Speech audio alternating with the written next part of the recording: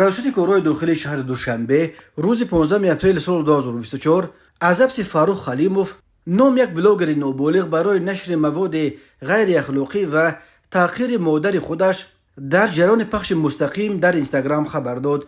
میلیسیای پایتخت تاجیکستان گفت نوابسته از تاکیدهای همیشگی برگزاری کارهای فرماندهی و اندیشیدن چاره‌های تاثیررسانی قانونی متاسفانه بعضی از کاربران شبکه‌های اجتماعی باز هم نوارهای دارای الفاظ قبیح را پهن نموده باعث کاسته گشتن اخلاق جامعه می‌گردند. یکی از آنها فاروق نام بلاگر نوبالغ بوده است. خود فاروق خلیموف یا نزدیکانش برای شرح قضیه دسترس نیستند، ولی میلیسیای پایتخت در رابطه با این قضیه گفت گرچه قبلا شهروند حلیموف از سبب نابالغ بودنش برای پهن نمودن نوارهای غیر اخلاقی رسما آگاهانیده شده باشد هم، ولی عمل و کردارهای ناشایسته خود را ادامه داده باعث ناراضگی و واکنش‌های منفی شهروندان گردیده است. نامبرده منتظم توسط صفحه اینستاگرامی خود پخش مستقیم نموده با الفاظ قبیح نسبت شهروندان و دیگر استفاده برندگان شبکه‌های اجتماعی دشنام نموده است.